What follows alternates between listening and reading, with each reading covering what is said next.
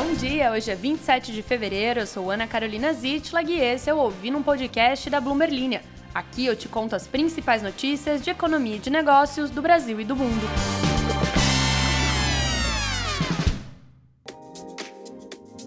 Bom dia, ouvinte! Se preparem, segura a peruca, porque essa apresentadora tá cheia de recado hoje, no dia de hoje. Mas pra você, que eu sei que é um apressadinho e não tá nem aí pros meus recados, porque é um chato, eu vou te falar já sobre o que a gente vai falar hoje em termos de economia, negócios e mercado financeiro. Vamos falar primeiramente sobre como os pagamentos aos credores da Americanas devem começar no dia 1º de abril. Não farei nenhum tipo de piada em relação a isso, pois eu tenho medo de processo.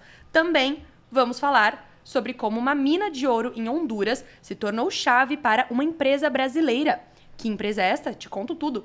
E também vamos falar, já que estamos passeando pela América Latina, sobre como o crescimento do turismo ameaça um destino paradisíaco na Patagônia, Argentina. Recados usuais de sempre. Se você quer ficar por dentro de todas as notícias, é só você seguir a Bloomberg em todas as redes sociais, inclusive principalmente no Instagram e no TikTok.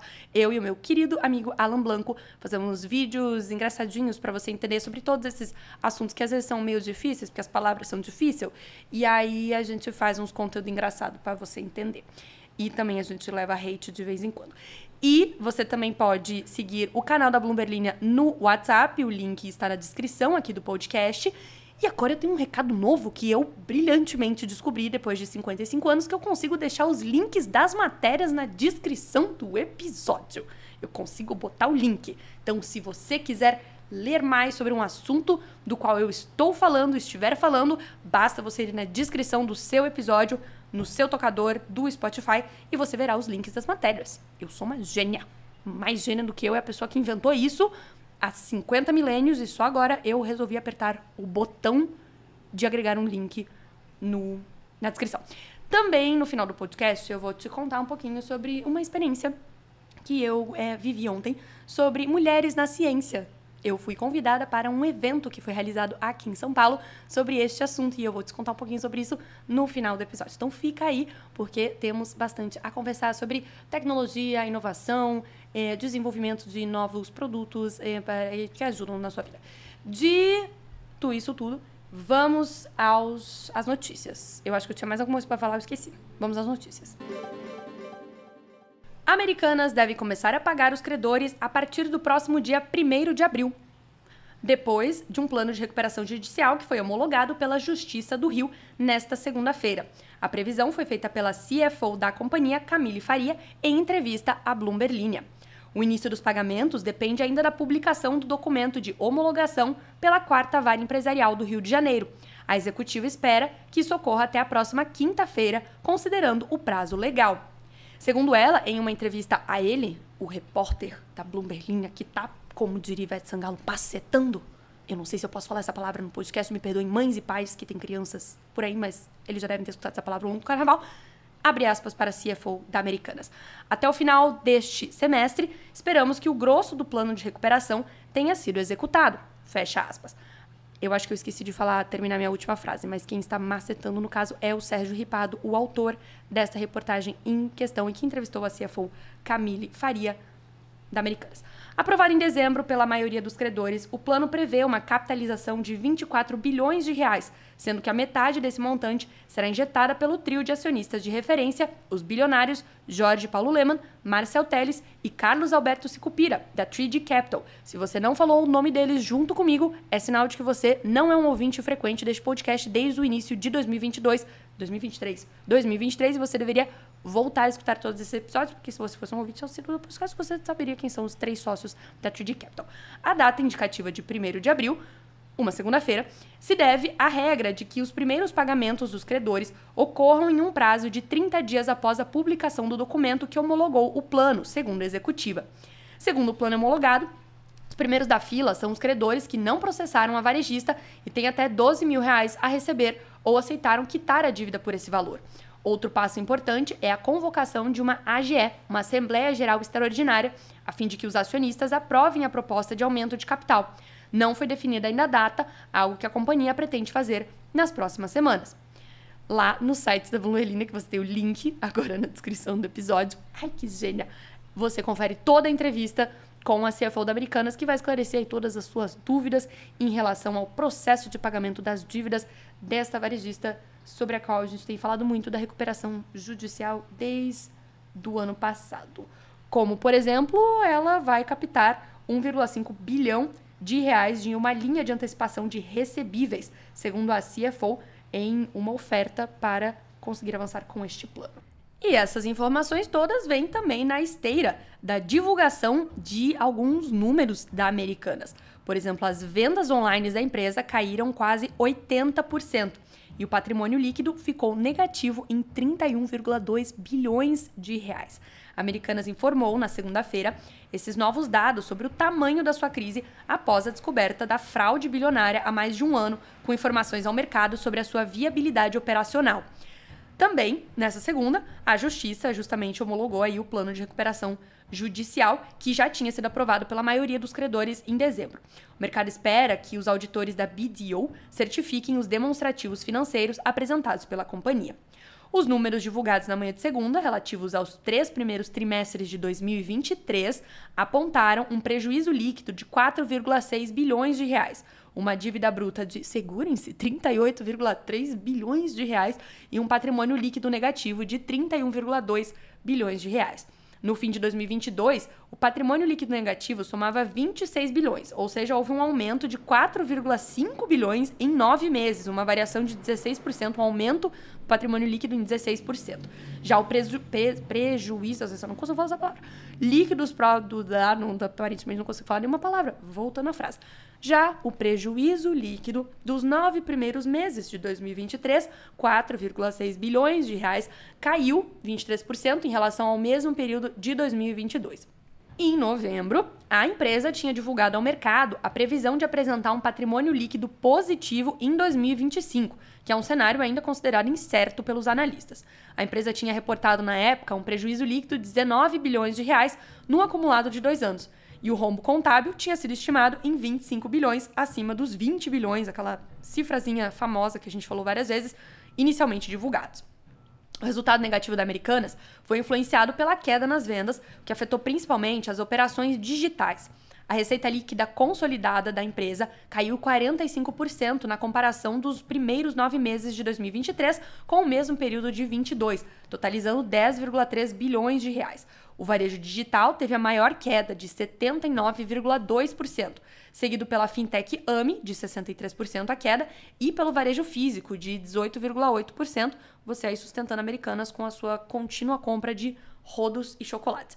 O GMV, que é a sigla em inglês para volume bruto de mercadorias do grupo, encolheu de 20,9 bilhões de reais para 4,8 bilhões de reais no mesmo período de 2023. Esse GMV é um indicador muito usado pelo mercado varejista para analisar a situação financeira de empresas. Nos 3 primeiros trimestres, a venda do estoque próprio, e a gente vai falar de termo de varejo hoje, porque que legal.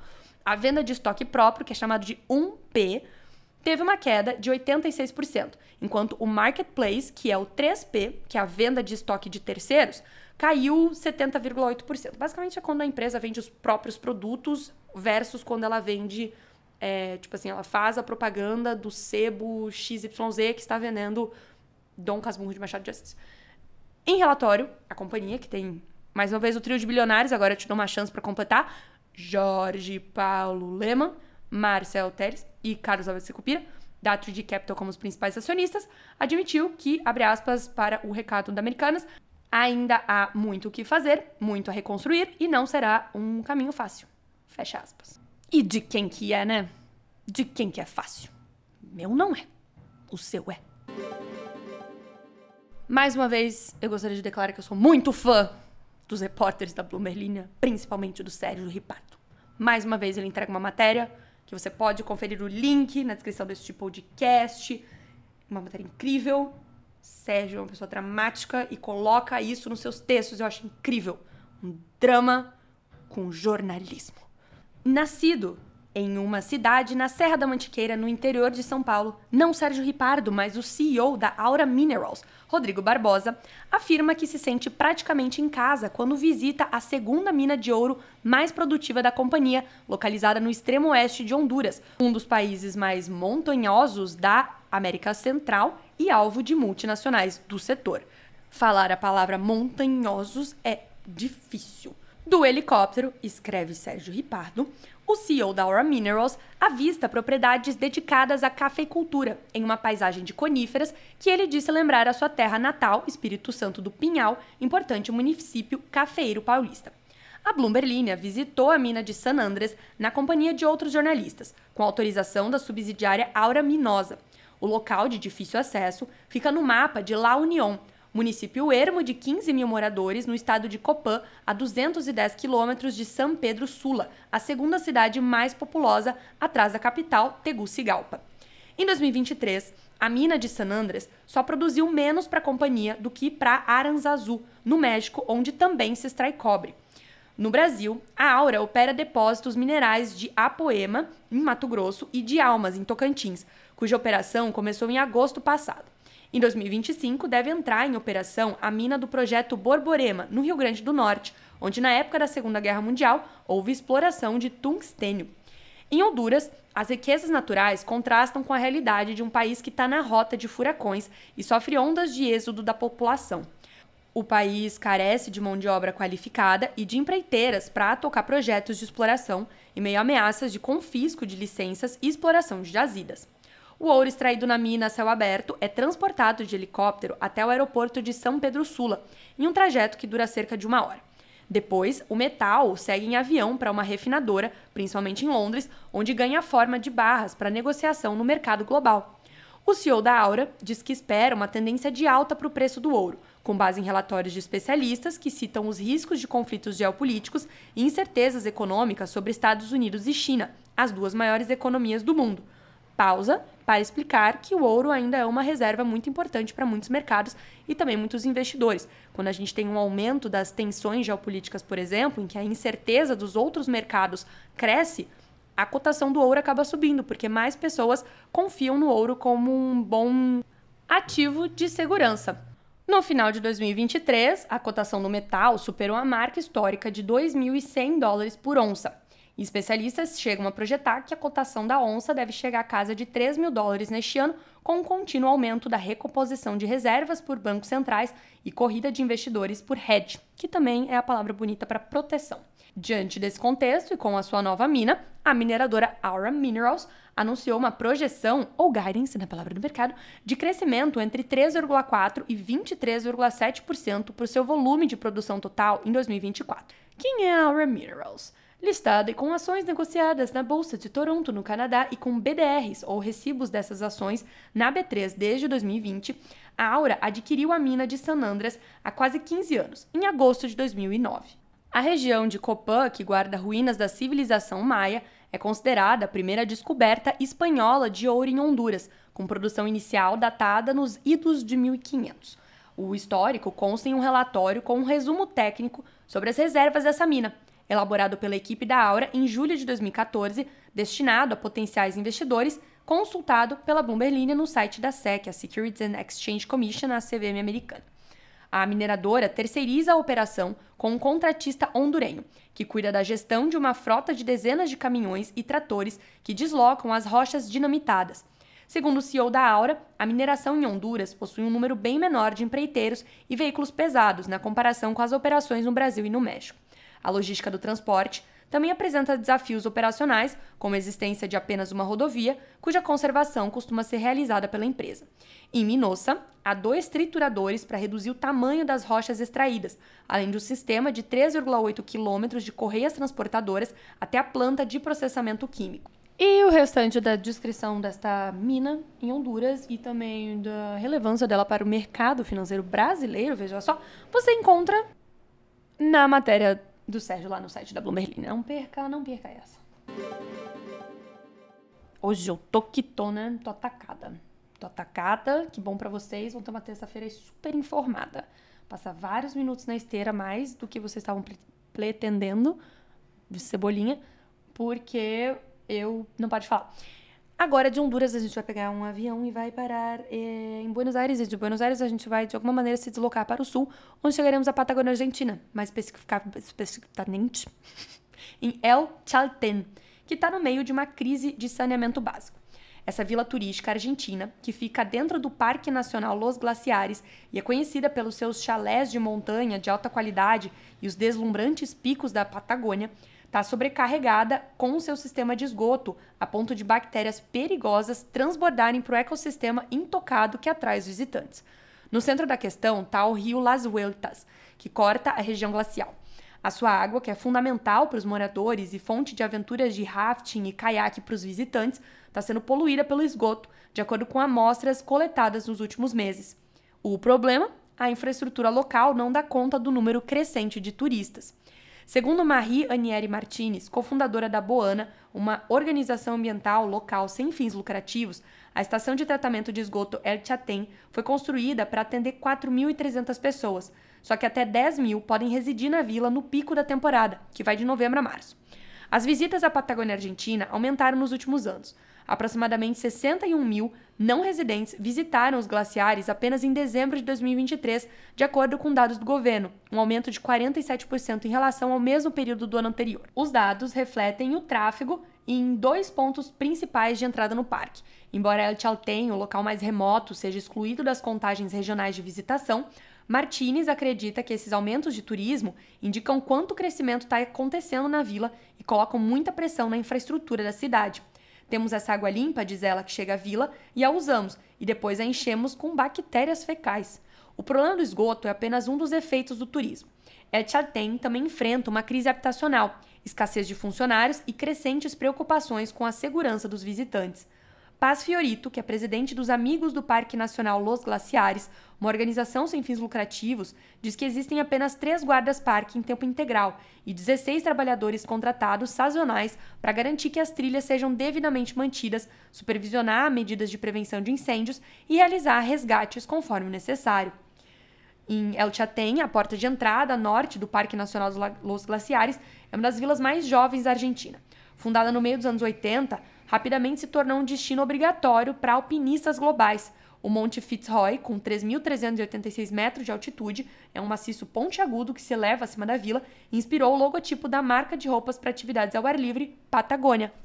Esse podcast sempre entrega informação incrível. Olha só que legal, agora você sabe a marca da Patagônia, onde que fica o pico, na Patagônia. Tcharam! No início, os visitantes de El Chaltén eram principalmente mochileiros. Na última década, começou a ter entradas pavimentadas e comodidades confortáveis que ajudam o turismo a decolar. Agora, viajantes endinheirados vêm para desfrutar dos wine bars da vila, cervejarias artesanais e churrascarias. Chalés de aventura luxuosos, como o Explora El Chaltén, que possui 20 quartos modulares com janelas panorâmicas voltadas para o enorme pedaço do glaciar Marconi, abriram em 2021 e cobram cerca de $3.000 por noite para uma estadia all-inclusive, com aventuras guiadas, em contraste com a taxa mais comum de $300 por noite de bed and breakfast, né? Como o El Chaltén está em Parque Nacional, não pode expandir legalmente além de seus originais 135 hectares. 4 décadas após a sua fundação, quase nenhum terreno aberto restou para construir. Pra galerinha que gosta de um podcast recheado, hoje eu dei show, né? Hoje eu entreguei. Ninguém nunca mais vai poder reclamar que eu não faço mais episódio longo. Hoje eu fiz, porque eu estava empolgada. E agora vem primeiramente os comentários de vocês em relação ao episódio de ontem, que você pode conferir, é claro, se você ainda não fez isso, em que falamos sobre 3 notícias aí que davam uma pincelada no mundo dos herdeiros e sucessores e pessoas muito endinheiradas, não só aqui da capital paulista, como também de outras localidades do mundo, como a Suíça, por exemplo, e jogadores de golfe. O João diz que já ficava abismado com os R$250 mil para entrar no clube onde ele trabalha, em Curitiba. Só que aqui em São Paulo temos clubes de R$700 mil, não é mesmo? A Tereza também aprecia aí umas fofocas do mundinho Faria Limer, e que são surreais, diz ela, mas ao mesmo tempo edificantes. Fica aqui a opinião de Tereza. O Pedro também compartilha aí do mesmo sentimento, que ele adora uma fofoca do mundo Faria Limer. Então, vocês imaginam se tivesse um podcast só pra falar sobre isso? Só pra falar sobre o que é um Faria Limer, pra começo de conversa. O que fazem, o que comem, onde dormem. Vem aí na Bloomerline, aguardem novidades. Acho que eu já falei sobre isso aqui em algum outro momento, não me recordo. Mas o que eu queria falar pra vocês hoje é que no dia de ontem, no caso no dia de hoje mesmo, mas você que tá escutando hoje é terça-feira, deixa eu deixar isso bem claro, que eu me confundo às vezes. Hoje é terça-feira, ontem, segunda-feira, a apresentadora aqui foi em um evento promovido pela P&G, a Procter & Gamble, que é dona da Downy, da Always, da Oral-B, de várias marcas de produtos de higiene e cuidados, sobre mulheres na ciência. Fui convidada, junto com outros jornalistas e outras influencers da área de ciências e saúde, a visitar o laboratório de inovação deles, que fica no interior de São Paulo, onde eles criam novos produtos, onde eles desenvolvem soluções para os produtos que já estão no mercado e fazem as pesquisas deles. Foi uma experiência muito interessante, principalmente porque pude me conectar com várias pessoas que trabalham neste mundo, várias cientistas que também são comunicadoras e que estão aí na internet para fazer esta brilhante missão, que é transportar conhecimento científico através de uma comunicação, de uma linguagem compreensível para todos nós, meros mortais. Você que é um ouvinte assíduo aqui do podcast sabe que eu sou uma zero esquerda para química, por exemplo. E aí agora estou seguindo vários perfis que vão me ensinar tudo que eu preciso sobre o maravilhoso mundo da biologia, química, física e todas essas matérias que eu quase reprovei na escola, por um milagre não reprovei. E aí eu vou aqui deixar para vocês essas pessoas incríveis que eu tive a oportunidade de me conectar ontem. Vou deixar o arroba delas, porque quero, porque adoro.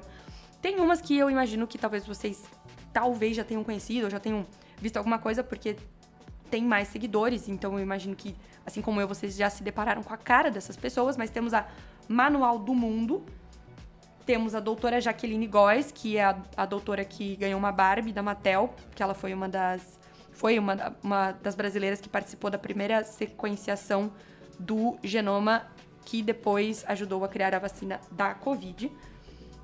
Doutora Jaqueline Góes, Manual do Mundo. Cientista que virou mãe, é a doutora Lígia, que fala sobre ciência.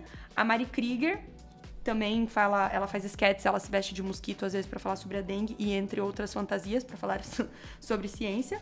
Também temos uma dupla da Laura e da Ana, minha xará, que se chama Nunca Vi um Cientista, com o numeral 1. E temos também a Carol Marcelino, que é... Cadê? Carol Marcelino, tudo junto. Carol Marcelino, que ela é criadora do Check-up da Notícia, um blog que fala sobre saúde e jornalismo. E também apresenta um podcast Ciência Suja, que eu, aqui como apresentadora, também vou tomar a liberdade de recomendar pra vocês, pois é muito bom e é muito bem apurado, é incrível. Fica aí minhas dicas pra vocês. Vocês podem seguir todo esse pessoal. Eu vou deixar também o arroba deles todos ali na descrição deste podcast. E quero deixar um beijo especial para minha amiga jornalista da Forbes, Carol, que deu um berro ontem quando descobriu que eu era a face deste podcast, pois ela disse que é uma assídua ouvinte. Um grande beijo, Carol. Adorei conhecê-la, assim como adorei conhecer todas as nossas companheiras de passeio ontem. E também adoro conhecer os ouvintes. Adoro conhecer vocês. Me chamem na rua. Se eu estiver aparentando felicidade. Se eu estiver não aparentando felicidade, melhor não me chamar. Melhor não me chamar. Meu Deus do céu, eu falei. Hoje eu tava empolgada. Que bom. Que bom. 25 minutos de podcast. Ei, Laia. Um beijo, gente. Tchau, tchau, turma. Até amanhã.